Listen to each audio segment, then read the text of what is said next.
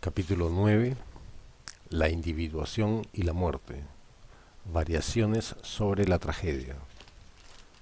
Subcapítulo 5. Breve psicopatología de la conciencia trágica. Inicio del exergo. Hay una diferencia enorme entre las civilizaciones que carecen de conciencia trágica, paréntesis, y que por lo tanto ignoran también la tragedia, el epos y la novela en cuanto a expresiones de tal conciencia, paréntesis, y aquellas cuya vida práctica está dominada por un autoconocimiento inspirado en una clara conciencia trágica. Esta no es necesariamente el producto de una alta civilización, es más, puede ser primitiva. Sin embargo, un hombre que haya adquirido tal conciencia nos da la impresión de que sólo entonces hubiera abierto los ojos al mundo. Ahora, efectivamente, al tomar conciencia de ser al límite del misterio, nace en él aquella inquietud que lo empujará hacia adelante. Ninguna situación puede ser ya estable para él, porque ninguna lo sacia. Con la conciencia trágica toma inicio el movimiento de la historia, que no se manifiesta solo en acontecimientos exteriores, sino que se desarrolla en las profundidades mismas del ánimo humano. Karl Jaspers. Fin del exergo. A pesar de los beneficios mencionados de la conciencia trágica, tampoco resulta fácil hacer las cuentas de continuo con la precariedad de la existencia humana. Es como si un viejo mito se hubiera apoderado de nuestro curso vital y nos desviara una y otra vez de la sensación de importancia y relatividad de nuestros logros. Alcanzada una posición existencial, paréntesis, subjetiva, relacional, social, paréntesis, algo se nos impone, como si quisiera preservar indefinidamente el peldaño recién superado. Es humano que así sea, como humanas son sus consecuencias. El mito de la seguridad se asoma una y otra vez a nuestra experiencia cotidiana, generando tanto una pretensión máxima e ingenua de mantener los productos de nuestra ambición, como una incomodidad creciente frente a los embates imprevisibles e ineludibles del destino. Acomodarse a nuestra precariedad significa acompañar nuestros intereses e igualmente la puesta en marcha de nuestros proyectos con ciertas dosis de escepticismo, las suficientes como para mantener un tono de intensidad vital cuya flexibilidad convierta al individuo en capaz de enfrentarse con fortuna variable a las vicisitudes de la vida y también a las que aportan sus propias sensaciones interiores. Mas el mito de la seguridad acucia nuestra visión y cubre de falsas expectativas el horizonte de nuestras bien intencionadas propuestas. Hay que ser resolutivos, parece proponernos el mito, una y otra vez. Si te acercas al toro, hay que acabar la faena. No se trata ya de adentrarse en el territorio del conocimiento, fundamentalmente paradójico, pues adentrarse en él es hacerse consciente de su inconmensurable e inabarcable magnitud. Se trata más bien de hacerse con el territorio, o confundir aquel territorio con el territorio definitivo de la eternidad. Es en ese preciso instante que la realidad, con su firme resistencia frente al orden de lo definitivo, se coloca fuera del mito. Y si nuestra libido, nuestro empuje, ha perdido la memoria de su sustancial oscuridad y luego, presa de una fulgurante devoción, apunta ya al blanco suministrado por el mito, entonces la realidad entera puede ser vista como el enemigo, como aquel persistente incordio que pone en duda la posición alcanzada y que hace tambalear el concepto de seguridad. Por esa vía, la tensión entre el mito y la realidad aumenta, hasta que se hace insoportable. Entonces puede ocurrir la ruptura entre los dos bravos contendientes. El yo mito se hace con la seguridad, aún a costa de perder el contacto vital con la realidad, tal como sucede en las formas esquizofrénicas de impronta autista y, cualitativamente, en ciertas formas de narcisismo. Pero casi nunca el asunto se resuelve de forma definitiva, a pesar de las pretensiones del mito. A veces hay extrañas nostalgias de la realidad, mimada, fantaseada, imaginada o narrada, como en ciertos delirios paranoides.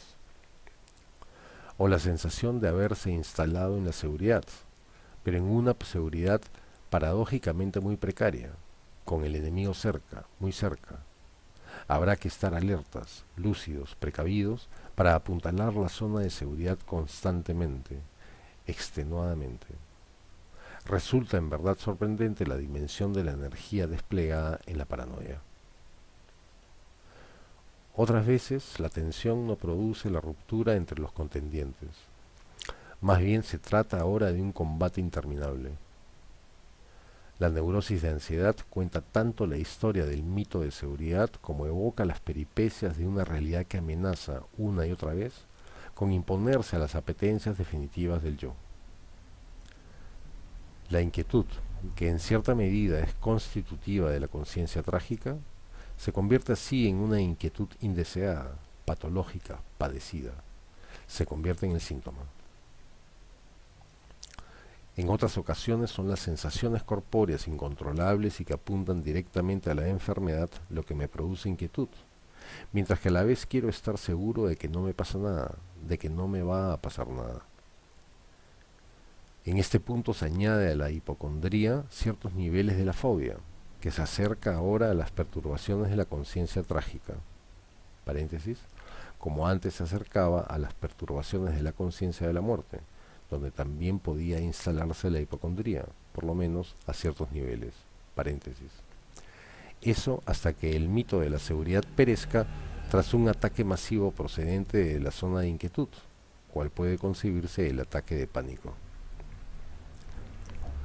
Una atención aparte merece la histeria. Por ciertos contenidos y formas de expresión, recuerda las dificultades de la conciencia de la muerte, especialmente en lo referente a la afectación de la temporalidad, a través de la compresión extrema del tiempo, hasta culminar en el estado crepuscular. Pero, desde una panorámica general, es posible también concebirla como una sorprendente expresión de las perturbaciones de la conciencia trágica. De la conciencia trágica puede uno intentar escaparse de muy distintas formas, no obstante sea conocido el final trágico de algunas fugas. Pero el ser humano resulta en verdad un animal muy particular. La cuestión no está exenta de cierta ironía, paréntesis, como sucede en algunas obras de Eliot, de Pirandello, de Calvino o de Max Frisch, paréntesis, ni, a la vez, de cierta gravedad, paréntesis, como en El Quijote de Cervantes, en algunos relatos de Schnitzler y de Strindberg o en la Metamorfosis de Kafka, paréntesis. Porque a veces el ser humano, con la máxima tensión de la identidad del yo entre seguridad y precariedad, acaba por refugiarse en el último rincón que íbamos a imaginar, en la confusión con el héroe trágico. Escapar de la conciencia trágica identificándose, siquiera por un instante, con el héroe trágico, refugiarse de la intensidad vital en la intensidad del instante, refugiarse del orden formal en la expresión concreta de la forma, más allá del mundo de interpretaciones convencionales que recaerán sin duda sobre el individuo. Se trata de una intensidad vital máxima, pero desprovista de fondo, de memoria, de extensión más allá del enigmático concentrarse de las apetencias en un solo instante, como si éstas convergieran trepidantes en un último punto, arrastradas vertiginosamente por un proyecto de retorno, o quizá por la memoria de un proyecto apenas vislumbrado. No creo que pueda tildarse de fatua ni vana la operación, a pesar de su difícil comprensión y su aún más dificultoso desciframiento. Si acaso, sorprende la duplicidad del movimiento, como si con éste, al pasearse por uno y otro, se quisiera abarcar a los contrarios, sin necesidad o capacidad todavía de definir una trama determinada. ¿Se sufre de soledad o del precio de la relación es demasiado caro por lo que ésta ofrece? ¿Se está inflacionado en la omnipotencia o más bien comprimido en un atisbo abisal de lo prematuro y, por lo tanto, definitivamente impotente? Más que ofrecer la materia prima para el desarrollo de una trama argumental, sea dramática o narrativa, la histeria parece un compendio velocísimo y entremezclado de héroes y tramas y vicisitudes, provenientes de todo el arco de la cultura y la experiencia humana. Un primer tenor ante una platea exquisita, un Edipo expuesto en el monte Citerón frente a los ojos coléricos y determinados de sus parricidas padres, el irremediable pozo crepuscular y misógino de los celos y dudas de Otelo, las emociones plenas de ilusión del novio durante su matrimonio regio, la debacle, tras angustiosa duda, de Hamlet en el dilema de la justicia y la autodestrucción, profundamente lúcida, el estar interpretando a solas, en la buhardilla de una casita en el bosque, una delicada partida de Bach. La sorpresa de la histeria es la apetencia de ser, más que la apetencia del ser, como si aclarara con ello que es posible que la vida, lejos de ser siempre una condición unitaria, sea más bien una atalaya desde la cual regresar o dirigirse, paréntesis, así de incierta es la experiencia, paréntesis, hacia las dimensiones de la multiplicidad. La histeria nos ofrece entonces el reducto más imperecedero de la dimensión trágica del ser humano. No existe ya horizonte donde desplegar la intensidad vital, pero se dispone de una forma flexible capaz de recitar intensidades, experimentadas realmente en el orden de lo instantáneo y lo subjetivo, de muy variada procedencia y de un aún más variado destino.